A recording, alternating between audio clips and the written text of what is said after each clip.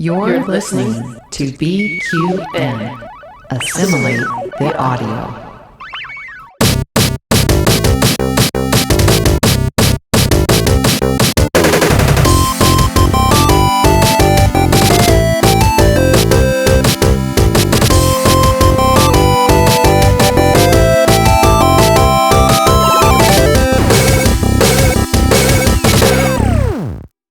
Hi, I'm Davey. And I'm Mitch. And we are the Bargain Bin Gamers. Oh, we finally got it. Those watching the uncut version on Patreon will be glad that this has finally started because we completely forgot how we introduce ourselves. But anyway, before we go on, I would just like to say that this is the podcast, YouTube show, and occasional Twitch stream where we put the gay in gaming. While also looking after your hip pocket. Oh, now though. What a great new intro. First try, by the way. That's right. Barely anything insulting in it anymore. No, none.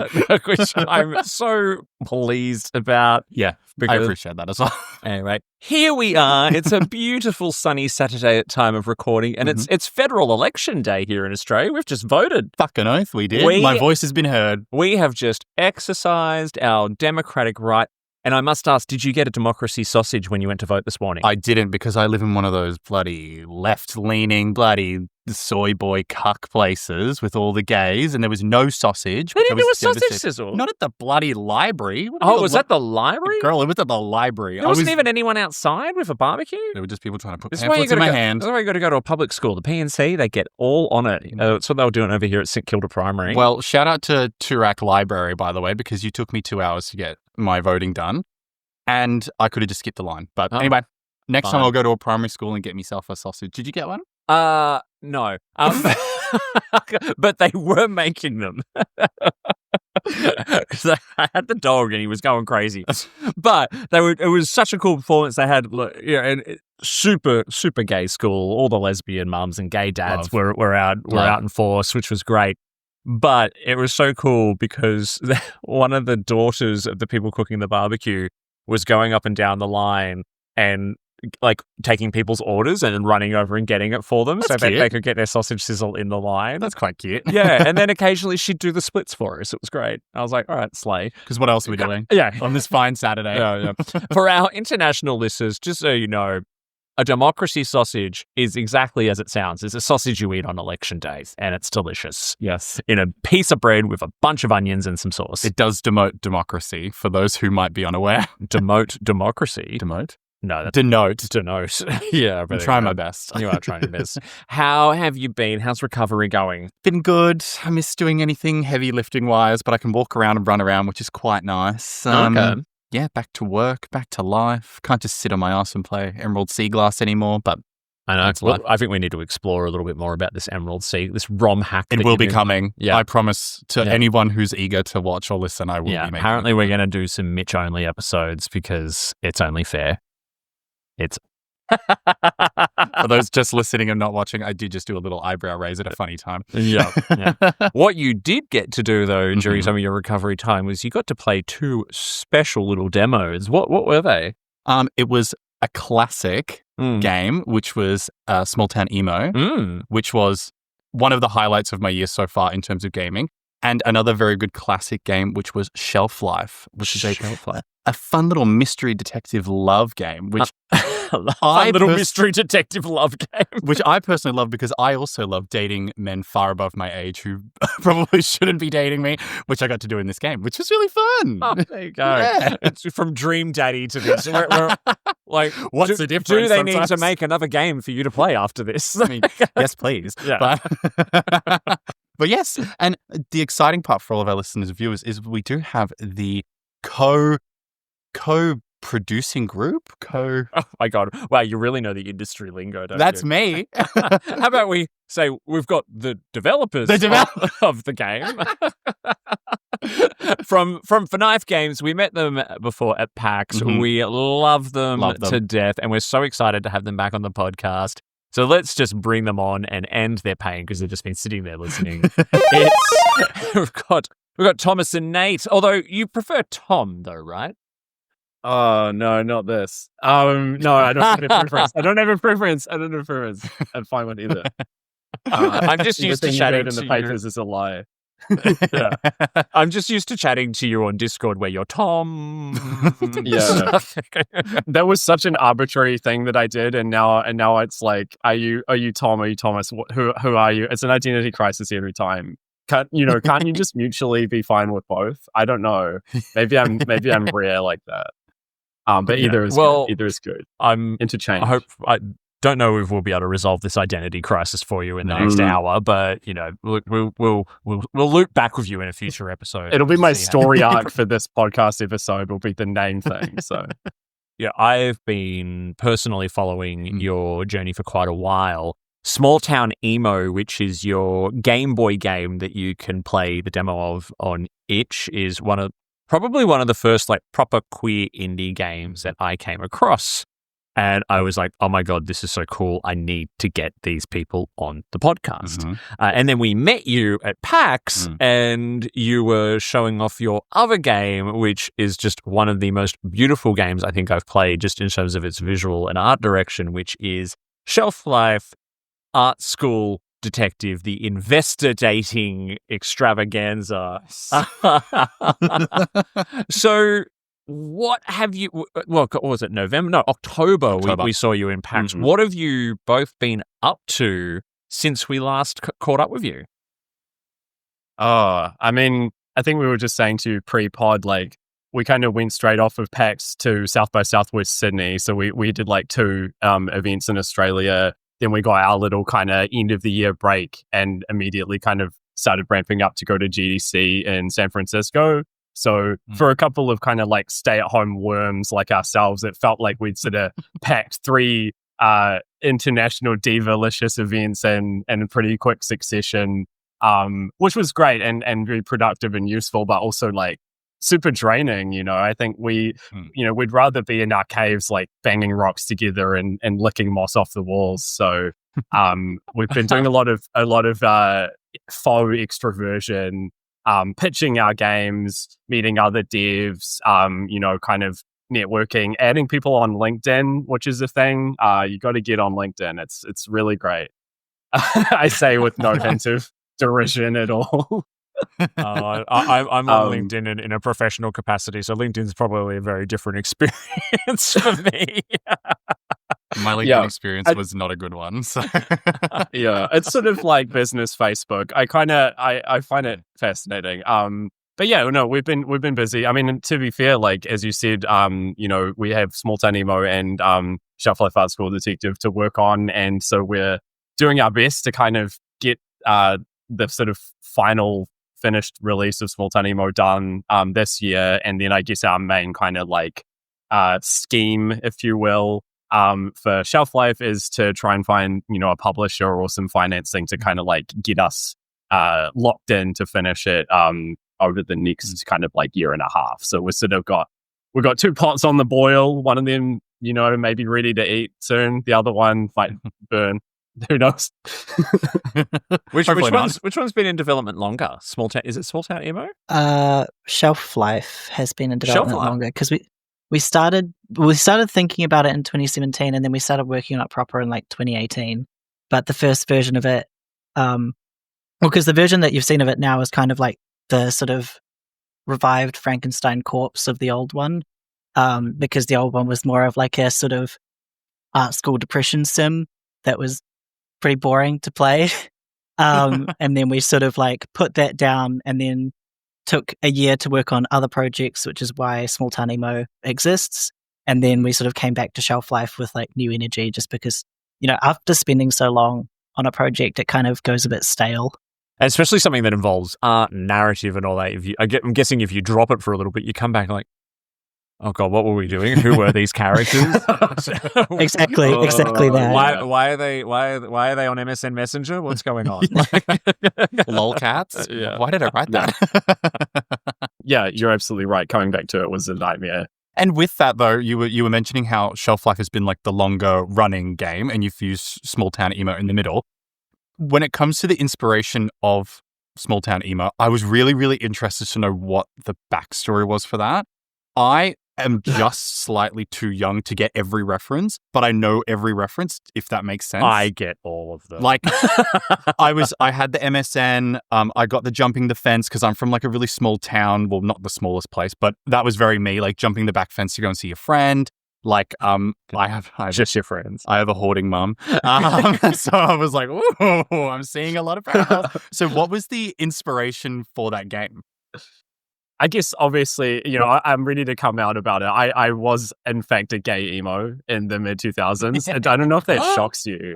Yeah. I'm ready to admit it, finally. But no, like, in all seriousness, yeah, there's elements of, I guess you would call it, like, semi-autobiographical kind of content, right? So I'm from Blenheim, which is, like, a relatively small population town in New Zealand, like, kind of the top of the South Island, known for like racist old people and growing grapes, I guess, is like some of the cool things about it.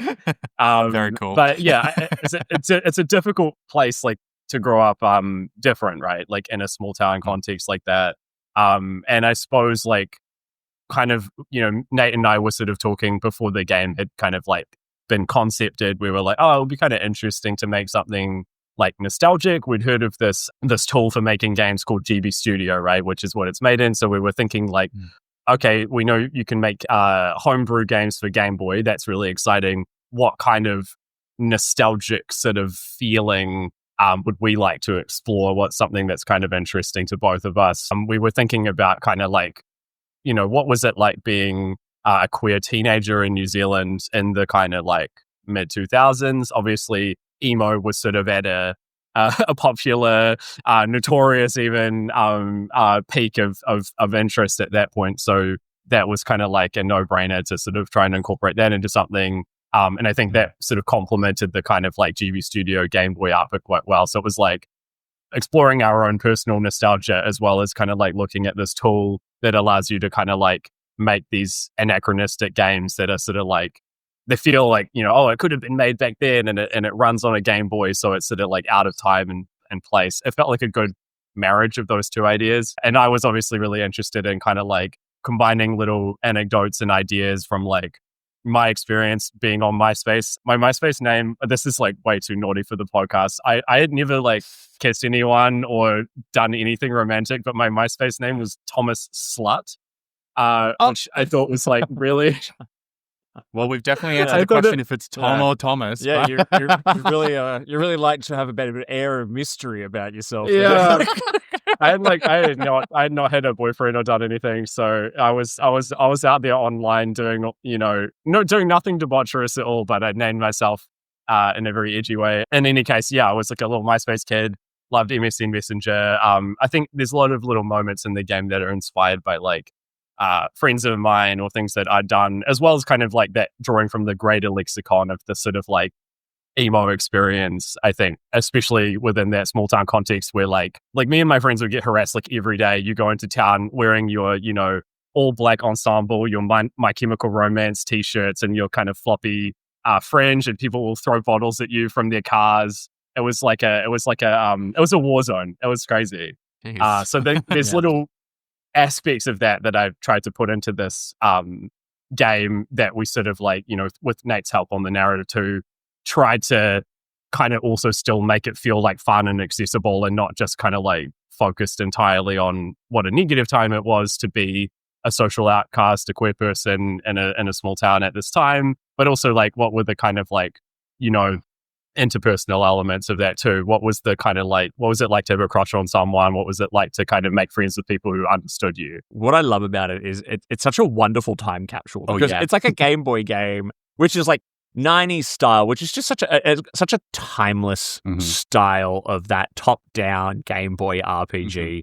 But then the mid-2000s references, like you've got the MSN style instant messenger. You can play the Snake game on the flip phone. And all that kind of stuff. But yet, like, 2 times removed, like, but then kind of smashed together because, I don't know, growing up in that period, the 90s and the noughties kind of blended into each other. You've got very narrative-driven elements to it, but then you've got, like, lots of fun mini-game and RPG style and all that kind of stuff. So, yeah, how do you how do you kind of wrap up this game when you're trying to sort of describe it to someone, Thomas or Nate, whoever wants to kind of jump in there?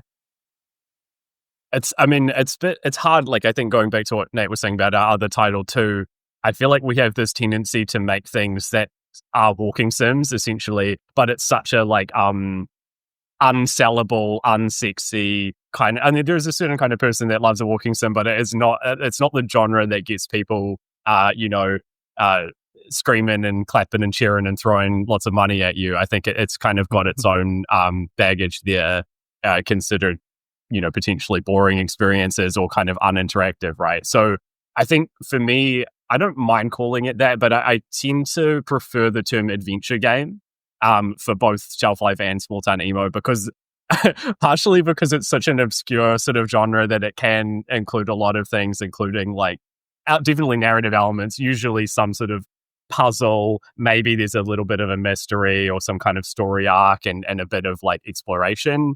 But like adventure games, range from things like Ace Attorney on one end to like stuff that actually has an overworld where you walk around and do things in it. Like I think that kind of we like exist somewhere in that Venn diagram. So genre wise, I would say it's that. In terms of like how I like to describe Small Town Emo, I guess I think of it as it's like a fan fiction that you can play. I feel like is the best way. It's like I have this thing where I will read fan fictions about things that I don't know anything about. So then it's just like a free gay story that I have no context on. So like I don't know anything about Voltron. I went and read some Voltron fan fictions and I was like, this is like a free gay sci-fi story. I've got no skin in the game. I don't know what this is. That's the kind of experience I want people to have with it. It's like, oh, it's a queer like slice of life experience. Like, these characters have a bit of a history. There's like some stuff going on here that I can read into or not. I think you generally get the sense from stuff like that if it's a romantic story, the characters will probably there'll be some tension there. Maybe some light internalized homophobia, and maybe they'll kind of figure it out by the end. So there's a predictability to it, but I think people who like these kinds of stories are looking for something kind of soft and maybe uplifting too, right? So I think that kind of comes back to it's a slice of life. It's a bit of a rom-com. It's a little bit of a fanfic. Mitch was just saying that, he understands the references from that time, but being the young, tender age you were during sort of the early 2000s, I was a young man during the time in which this game is set, and the experiences in it speak to me on a number of different levels. And it's not just the technology references, but it's also what the gay experience was like, because acceptance and equality was kind of getting a bit better, but it was still really, really scary to come out. And your main character has a crush on, the straight, friend, right? And the straight friend is just a lovely person. He's so good. he's handsome, and he's a little bit, what's the word I'm looking for? Well, he's got like that boyish next door charm, and like he's like the sun. This is how I thought about it. He's like the sun to my moon. Like I was trying to get into my emo phase while I was playing the game, and I was like, oh, I'm like the dark moon, and he's like the sun, and like I shine when he's out. I was really feeling the vibes while playing. But I had that friend growing up. I had that straight best friend who I was secretly in love with, right? Do you know what I mean? Oh my God. And I feel like I've fallen in love with straight men a few times. I know you do daily. No, I don't. But I fall in lust. I would love it. But, and so there were so many moments, especially when you kind of do there's lots of those beautiful little cut scenes and all that kind of stuff where, I just sort of think, oh yeah, geez, that unrequited, falling in love with the straight man and unable to tell him how you really, really feel. But maybe there might be some twists in the full version that we're not quite aware of.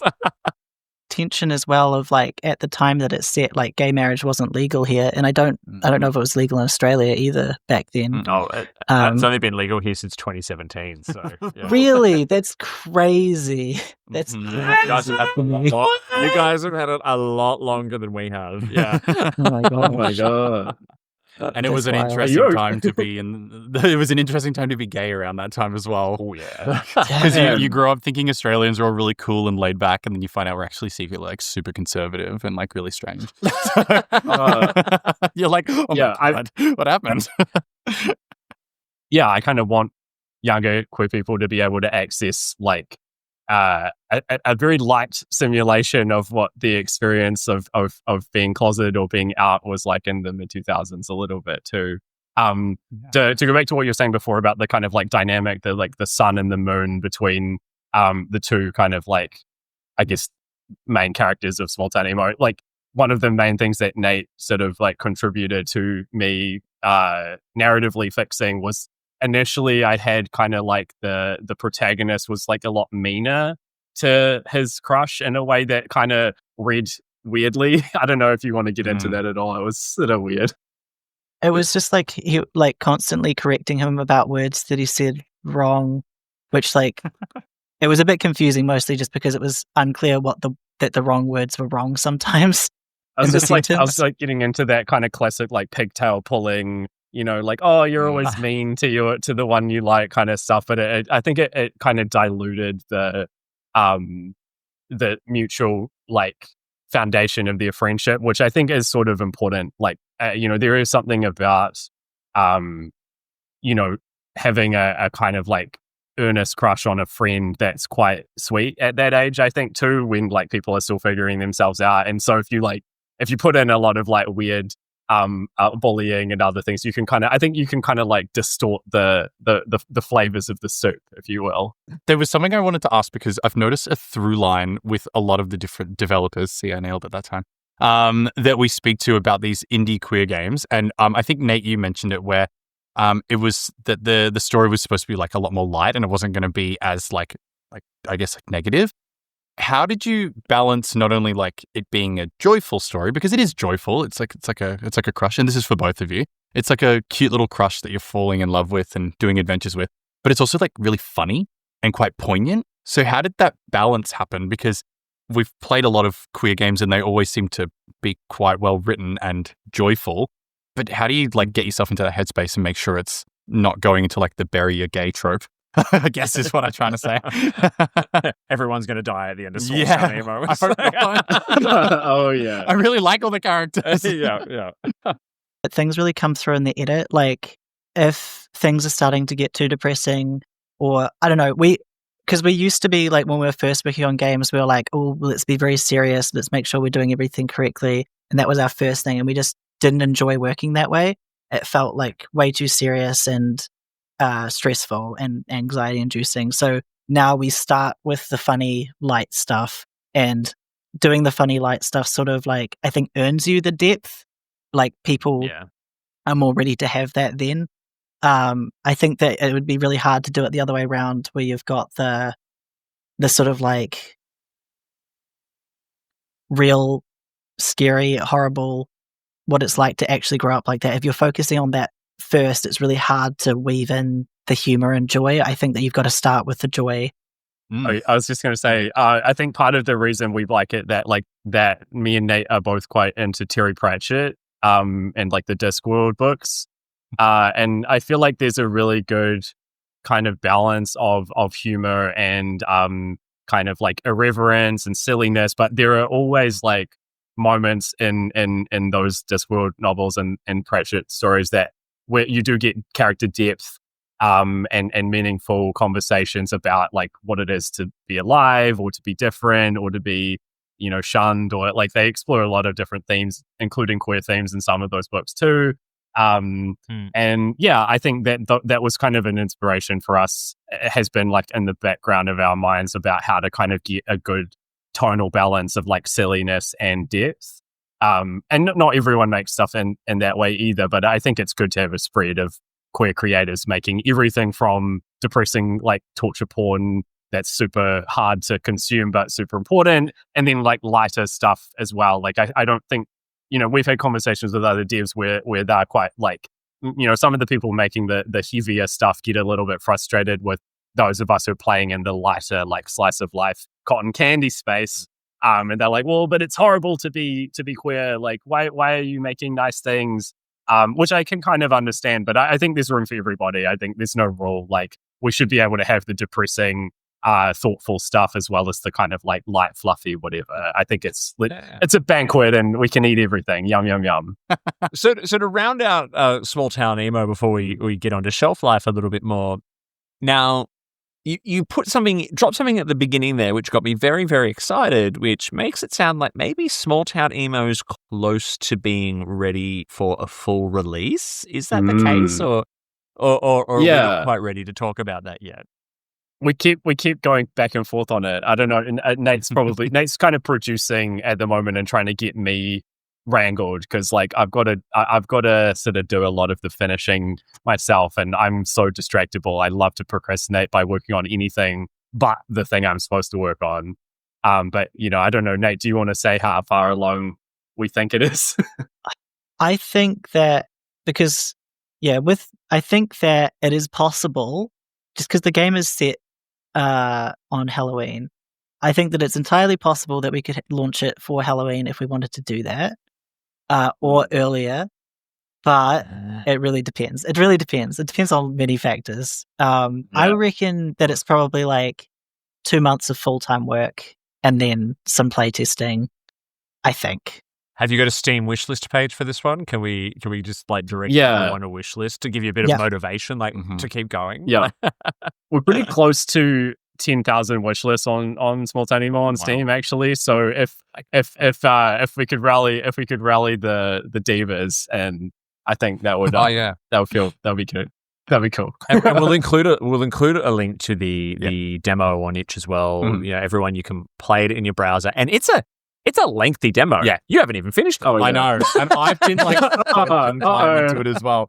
Because, but the thing with games like this is that I walk to every like item and touch it and click on it. And I'm like, what does this interaction do? And that's why I was so like charmed by it, is because it's obvious that lots of thought has gone into kind of like the holistic making of the game. Like everything's got like a point of view, and even like small characters. I know your mum's not the smallest character, but I see so much of even my mum in her, which is so strange. She's an interesting character. She's kind of quirky and kind of funny, and like hilarious. My mum or the actual mum? Oh, Jodie's great. Shout out, But yeah, no. And like, just, like I was walking around the block and I was seeing all these people doing things, and I just wanted to talk to all of them, and like I wanted to sniff every bin and like just do everything. I'm a Pokemon guy, so I wanted to click on everything because so I was I was obsessing over it. But I'm super excited to finish the demo, and I'm really, really excited to play the full game. It'd be a nice Halloween treat, actually. We'll put out the pencil it in. Mitch's Halloween. Shelflife Art School Detective is like, it's almost like sort of for knife games kind of like level up a little bit, because you've jumped into the homebrew scene with the GAYme Boy game, which I played another one, which was Gas Station Story with Enzi, who spoke about what an inspiration you both were. But anyway, we're not talking about Small Town Emo. We need to talk about Shelflife. But yeah, so you jumped into that, that beautiful kind of like, love letter to the GAYme Boy days and the early 2000s queer experience. But now you've moved on to Shelflife, which is this 2.5D, mixture of retro, new school kind of graphics, with a whole different art style, whole different set of characters, whole different gameplay, and a completely different tone. Still, very much your style, I think, in terms of who the characters are, and maybe we've talked a lot about Small Town Emo, but and here I'm going to ask about the elevator pitch again. What's the elevator pitch for Shelflife? How do you describe it to people?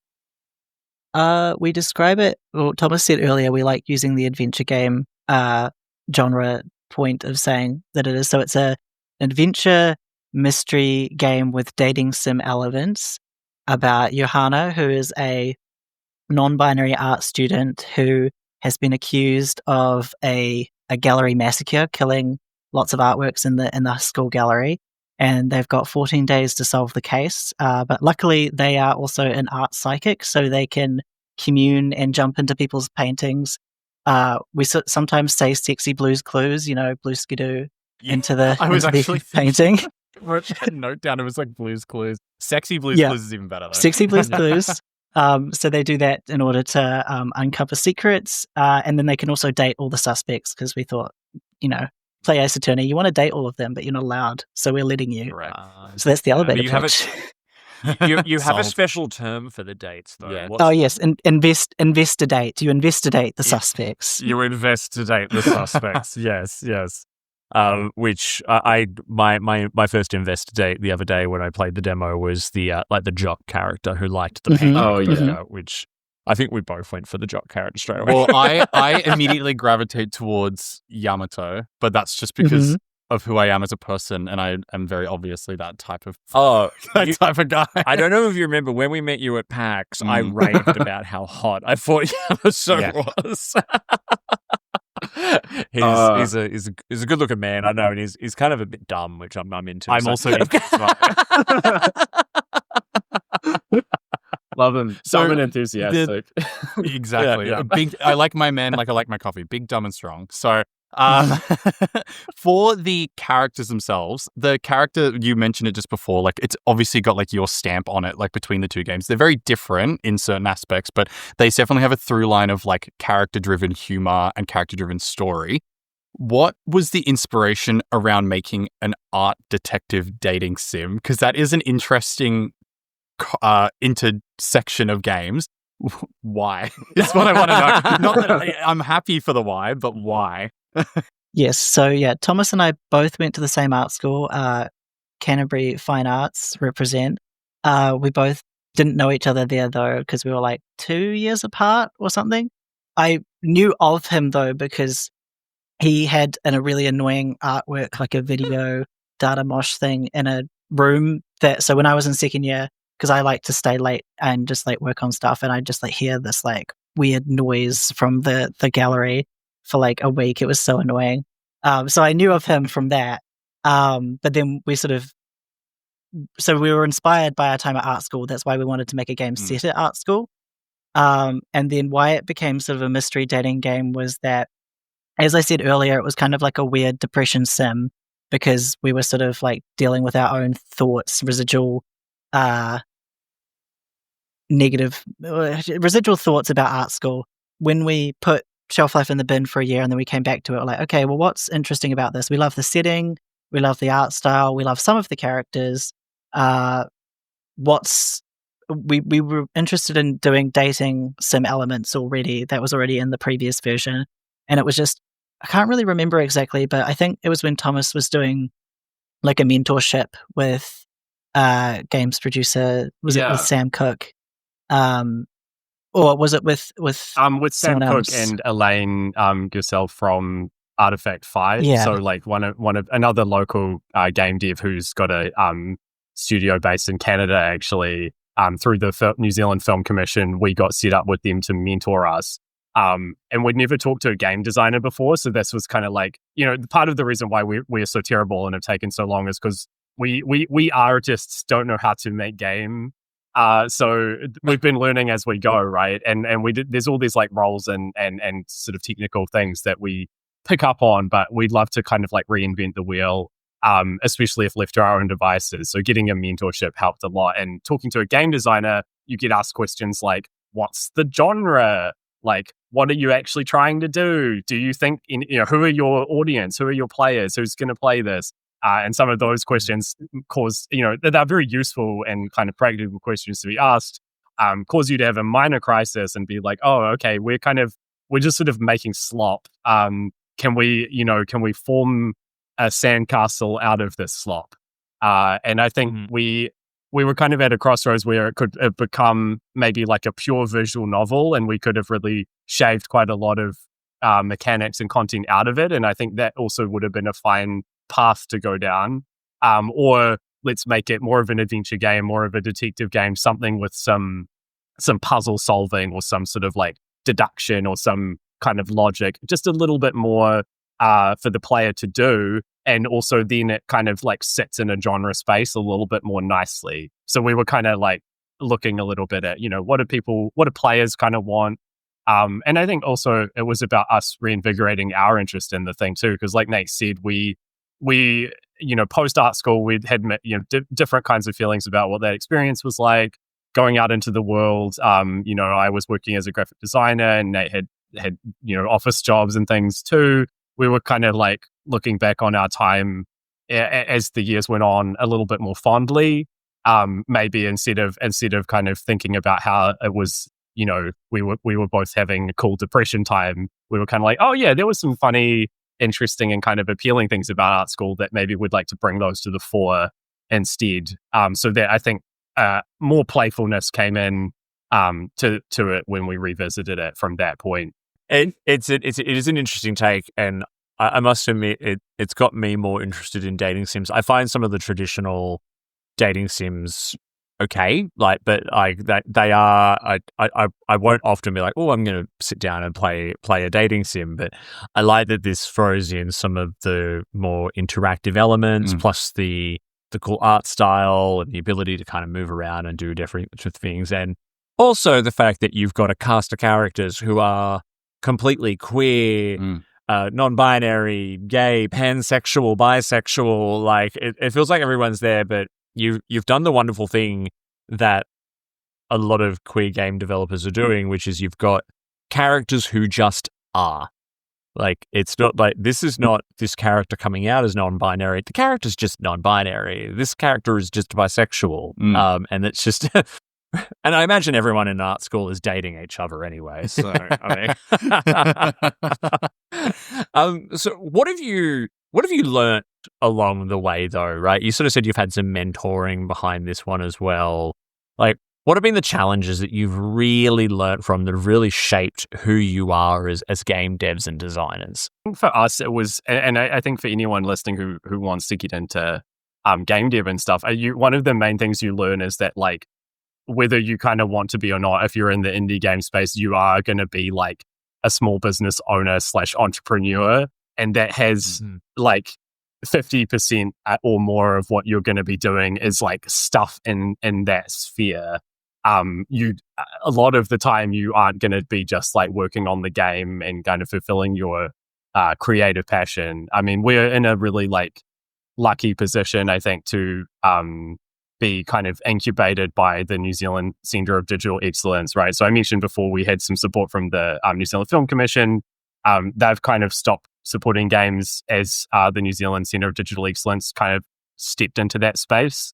And they have a really like sort of holistic way of helping out teams, obviously through funding, but even equally as important, or arguably more importantly than that, they have a lot of workshops and mentorships and opportunities, travel grants, things like that, that help you on the kind of business side, which, like, I think when we were first starting out, we were kind of like, we're artists. We're just going to like stay at home and kind of like make the thing. We don't need to worry about, being financially viable or kind of figuring out our path to market or like who's going to play this or how it's even going to come to fruition. I think, after kind of like getting these sort of like various support people in place and mentors, we kind of figured, like you've got to kind of run it a little bit more sensibly than that. You need to kind of like have all of your ducks in a row, eggs in a basket, something. Like, I think our ducks were everywhere and we didn't have a basket, to begin with. So I think that was probably the biggest learning for us, was like how to run a team, how to be sort of like sensible without, how to make a spreadsheet, right? How to make a bunch of good spreadsheets, because there's a lot of that going on outside of the creative, fulfilling pleasure of just making art or just working an engine on the project itself. There's always the thing of like, you can get advice from other people so that you don't make the same mistakes as them, but sometimes it's quite good to make your own mistakes because it really like solidifies the learning. I think that like the biggest thing we learned is that you should never try to make something too big as your first game. You should always be doing like maybe like a bunch of game jams where you're just making something over a weekend that like maybe is less than an hour's worth of gameplay. So yeah, like we've learned so much about that just after toiling for years and years on the same project. Because the original version of Shelflife as well had so much scope that was like not even like physically possible for us to make, and also just so intangible. Because there was an element where the previous version, you'd like go into dream worlds, but they didn't really relate to the plot at all, which is why when we remade it, we're like, okay, the character's an art psychic, and that sort of like when you're going into these art worlds and it's all mixed media, that has the essence of what we were trying to do with these dream worlds, but it actually serves the story and like makes sense. I guess we learnt a bit about, like, as Thomas talked about earlier, being less precious about stuff and being less like strict. And if you don't like something, like as a collaboration team, if you don't like something, you can't just say no. You have to explain no why. Or if you want to do something and the other person is not too interested, then you have to like sell it to each other, I suppose. I am interested though. I think you're probably the first indie studio we've spoken to who have got 2 projects on the go. Are these simultaneous projects, or do you kind of have to be like, all right, we're doing Small Town Emo for the next 3 months, and then we'll do Shelflife for the 3 months after that, or are you developing them like in tandem? Like how is that working? It's very difficult to do 2 at once because there's the thing of like, I like doing, because some people work well when they're doing 2 projects, because when they like get burnt out on one, they do the other one, and then it sort of like flows into each other. But for us, there's the thing of like, there's these 2 projects, but then there's also, work as well. So you're kind of like, then there's 3 things that you have to juggle, which makes it harder.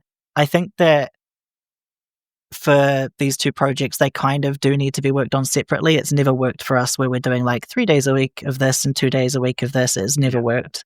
It's just, once you've got the focus in on a project, it's really hard sometimes to pivot between the 2. My analogy for it, which is probably not that funny, but I'm going to say it anyway because I thought about it in the shower before the podcast. So here we go.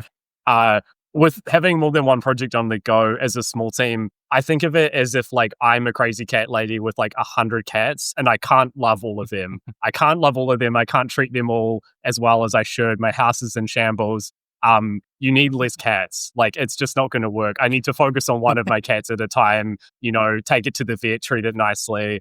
I think two games for a team as small as ours is about 100 cats worth of games. And I think we need the focus, I think, for us. But that's part of the reason why we've been able to get, or at least we intend to get better at having spreadsheets and schedules and sprint meetings and structure. Because the cats, you can't manage them. They're just out of control. Those poor cats. I mean, it makes sense. It makes sense. So what's in the pipeline for Shelflife then? So it sounds like the focus is Small Town Emo at the moment, but what is the plan to continue? The plan at this stage is that we're going to have, so we did a play test in December last year where we had a bunch of people on Steam give it a go and give us lots of really good feedback. And we're going to do another play test in June-ish because with the demo that you've played previously, it's got more of the dating sim stuff and less of the detective mechanics were in there. So this new version is going to have hopefully a better mix of both of them. So once that's out, we'll get some feedback and then go from there. We're kind of in the phase where we're just like pitching a lot as well and trying to, investors wanted, trying to get some big daddy dollars so that we can fully finish it maybe. But we'll see. It really depends. Like if Small Town Emo gets finished and it pops off and people really like that, then that's also going to be a very different world of what is possible for us. So it's kind of in flux at the moment. I guess to that end though, how can people support you at the moment and continue to follow the process? Do you have any Kickstarter, Patreon, anything like that going on to kind of get where people can support the game, or is it more just follow us and wishlist us to motivate us? Following and wishlisting is honestly the best thing that you can do for indie teams. When you're looking for like publisher funding, they are going to ask you how many wish lists you have, and if you've already like got a lot yourself, then that's opened so many doors for you. At this stage, we're not looking at crowdfunding just because that's like a whole thing that you have to like manage. That would be our like last option if everything else fell through. or an option that we would go down if the games were already finished, so that there was less risk for the people backing and for us. Find us on social media and like our videos with my dad in them. He needs a win. We want to. So they are so cute. Yeah, I they are love very charming. your dad's the best. Seriously, go follow the Instagram and TikTok. It's TikTok as well, right? Yeah. We're actually really young and cool and fresh on TikTok, and not at all boomery. And we know what all the cool memes are, I swear. But yeah, I think like Nate was saying, wish lists. If for any indie team, it's going to be wish lists. But I think visible support means a lot, right? And if you can sign up for playtests or offer assistance in that way, if you're a person who's passionate about indie games, I think teams are often looking for people to test and give unbiased feedback. Sometimes it's so useful to hear a little bit of negative feedback, actually, because when you're putting the game in front of people who are sort of like friends of yours, they're often like a little bit shy to say something critical, right? So that's worth a lot too. Incredible. Well, we will definitely include all of the links to all of the socials and your Steam pages and your itch pages. And everyone, please get along. And like I said, there's no Shelflife demo out there publicly at the moment, but Small Town Emo definitely is. And it sounds like that could be one to go in and dive into, because that maybe you'll get to complete the experience very, very soon. I also just realized that my playtester chances have been dashed because I'm definitely not unbiased. Sorry. I was hearing you were talking about playtesting, and I was like, oh, I realized, oh no, I'm biased. As long as you can, if you can be a bit mean, you can be mean to this face. You can be mean to this face. Check it out. Like, very I can take easily. Yeah, don't stress. Thank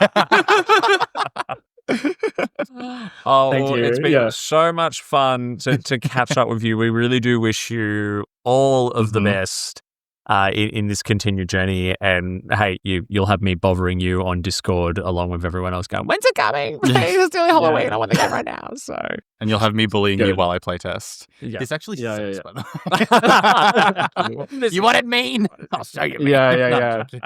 The villain of the playtesters. Yeah. It's all right. There's got to be one. well, thank you guys and best of luck. It was so good to see you guys again. Jeez, it's good to catch up with old friends, isn't it? Good to see them again. Good to see them. Good to see them. Been all over the world. Yeah, San Francisco, everything. What the hell have we been doing? Well, you know what? Sometimes, when I talk to people who are doing these amazing creative things, I'm like, what have I done with my life? You've become friends with me. What have I done with my life? That's the question I will continue to ask over and over and over again. But well, you stopped drinking as much, so I know. Hey, 2 weeks in, everyone. I'm sleeping better, and my poos are like Christmas presents. God. So it's just wonderful. I stole that line from someone else, so it's not original. I don't even know what it means. Expected? Coming down the Look, chimney? I've said this to you over and over again. When you reach a certain age, there is nothing better than waking up and taking a good crap. Yes. I keep blocking it out of my memory. You're going to have to blocking is the problem. So, but anyway. Not on the FNAF.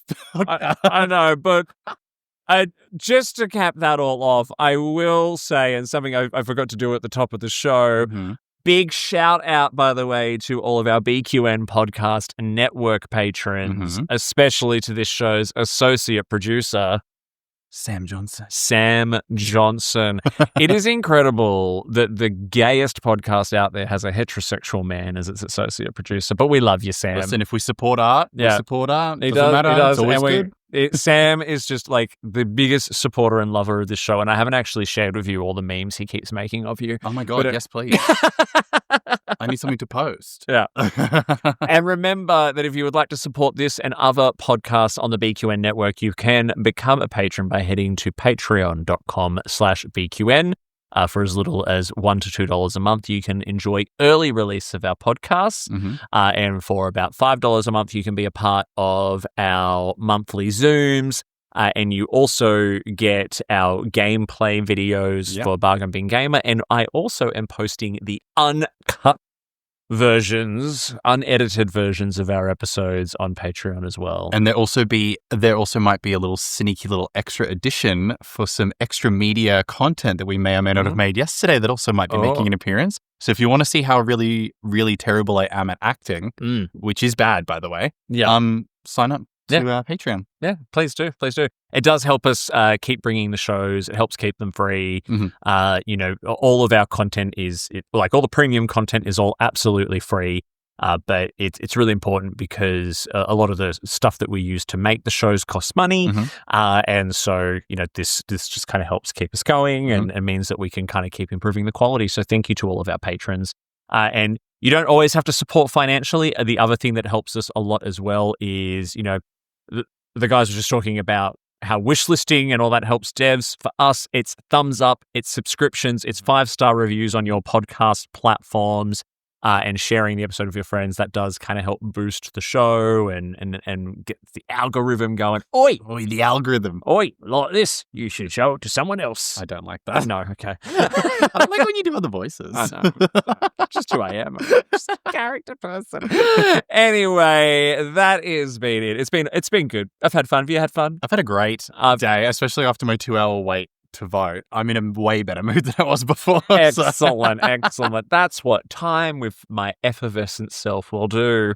I was thinking it was more hanging out with the FNAF guys, but yeah, sure. Oh, yeah, sure. They've been lovely. They were lovely. They were great. Okay, well, let's call it there. So until next time, I've been Davey. And I've been Mitch. And we've been the Bargain Bin Gamers. Yes. If you enjoyed this episode, make sure you give it a big thumbs up on YouTube or follow the podcast wherever you get your podcast from and leave us a 5-star review.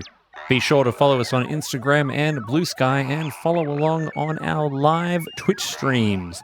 You can also continue the conversation in our BQN podcast Discord by clicking the link in the episode description. Don't forget that the Bargain Bin Gamer is part of a larger network of podcasts called the BQN. You can support this and other BQN programs by becoming a patron over at patreon.com/BQN. We'd love to hear your feedback on the episode. Leave us a comment on YouTube or send us an email to bargainbingamer, GAYMER, @gmail.com. Until next time, au revoir.